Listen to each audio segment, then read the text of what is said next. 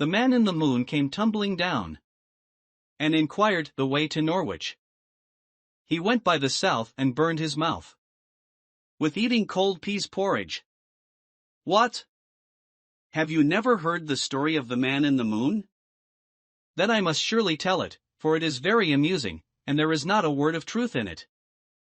The man in the moon was rather lonesome, and often he peeked over the edge of the moon and looked down upon the earth and envied all the people who lived together, for he thought it must be vastly more pleasant to have companions to talk to than to be shut up in a big planet all by himself, where he had to whistle to keep himself company. One day he looked down and saw an alderman sailing up through the air towards him. This alderman was being translated, instead of being transported, owing to a misprint in the law, and as he came near the man in the moon called to him and said, "How is everything down on the earth?" "Everything is lovely," replied the alderman, "and I wouldn't leave it if I was not obliged to." "What's a good place to visit down there?" inquired the man in the moon. "Oh, Norwich is a mighty fine place," returned the alderman, "and it is famous for its peas porridge," and then he sailed out of sight and left the man in the moon to reflect upon what he had said. The words of the alderman made him more anxious than ever to visit the earth, and so he walked thoughtfully home, and put a few lumps of ice in the stove to keep him warm, and sat down to think how he should manage the trip. You see, everything went by contraries in the moon, and when the man wished to keep warm he knocked off a few chunks of ice and put them in his stove, and he cooled his drinking water by throwing red-hot coals of fire into the pitcher. Likewise, when he became chilly he took off his hat and coat, and even his shoes, and so became warm, and in the hot days of summer he put on his overcoat to cool off. All of which seems very queer to you, no doubt, but it wasn't at all queer to the man in the moon, for he was accustomed to it. Well, he sat by his ice-cool fire and thought about his journey to the earth, and finally he decided the only way he could get there was to slide down a moonbeam. So he left the house and locked the door and put the key in his pocket, for he was uncertain how long he should be gone, and then he went to the edge of the moon and began to search for a good strong moonbeam. At last he found one that seemed rather substantial and reached right down to a pleasant-looking spot on the earth, and so he swung himself over the edge of the moon, and put both arms tight around the moonbeam and started to slide down. But he found it rather slippery, and in spite of all his efforts to hold on he found himself going faster and faster, so that just before he reached the earth he lost his hold and came tumbling down head over heels and fell plump into a river. The cool water nearly scalded him before he could swim out, but fortunately he was near the bank and he quickly scrambled upon the land and sat down to catch his breath. By that time it was morning, and as the sun rose its hot rays cooled him off somewhat, so that he began looking about curiously at all the strange sights and wondering where on earth he was. By and by a farmer came along the road by the river with a team of horses drawing a load of hay, and the horses looked so odd to the man in the moon that at first he was greatly frightened, never before having seen horses except from his home in the moon, from whence they looked a good deal smaller. But he plucked up courage and said to the farmer, "Can you tell me the way to Norwich, sir?" "Norwich?" repeated the farmer musingly. "I doan't know exactly where it be, sir, but it is somewhere away to the south." "Thank you," said the man in the moon, "but stop. I must not call him the man in the moon any longer, for of course he was now out of the moon, so I'll simply call him the man, and you'll know by that which man I mean." "Well, the man in the man, but I nearly forgot what I have just said." The man turned to the south and began walking briskly along the road, for he had made up his mind to do as the alderman had advised and travel to Norwich, that he might eat some of the famous peas porridge that was made there. And finally, after a long and tiresome journey, he reached the town and stopped at one of the first houses he came to, for by this time he was very hungry indeed.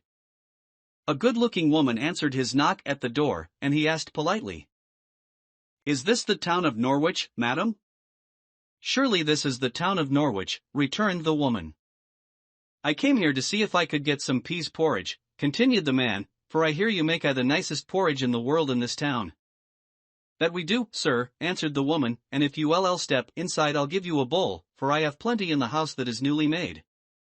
So he thanked her and entered the house, and she asked, "Will you have it hot or cold, sir?" "Oh, cold, by all means," replied the man, "for I detest anything hot to eat." She soon brought him a bowl of cold peas porridge, and the man was so hungry that he took a big spoonful at once. But no sooner had he put it into his mouth than he uttered a great yell, and began dancing frantically about the room, for of course the The porridge that was cold to earth folk was hot to him, and the big spoonful of cold peas porridge had burned his mouth to a blister. "What's the matter?" asked the woman. "Matter?" screamed the man. "Why, your porridge is so hot it has burned me." "Fiddlesticks!" she replied, "the porridge is quite cold." "Try it yourself," he cried. So she tried it and found it very cold and pleasant.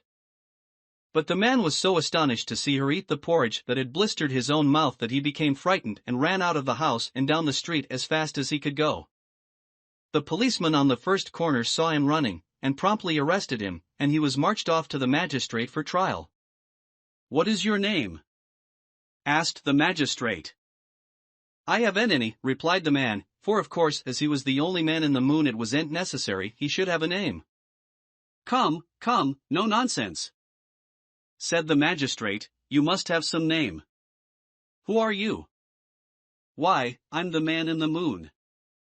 "That's rubbish," said the magistrate, eyeing the prisoner severely. "You may be a man, but you re not in the moon, you re in Norwich." "That is true," answered the man, who was quite bewildered by this idea.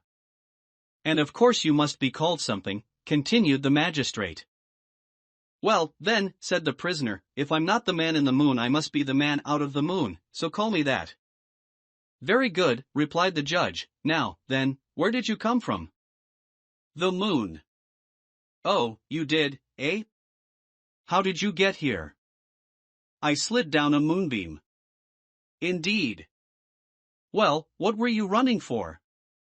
"A woman gave me some cold peas porridge, and it burned my mouth." The magistrate looked at him a moment in surprise, and then he said, "This person is evidently crazy, so take him to the lunatic asylum and keep him there." This would surely have been the fate of the man had there not been present an old astronomer who had often looked at the moon through his telescope, and so had discovered that what was hot on Earth was cold in the moon, and what was cold here was hot there, so he began to think the man had told the truth. Therefore he begged the magistrate to wait a few minutes while he looked through his telescope to see if the man in the moon was there.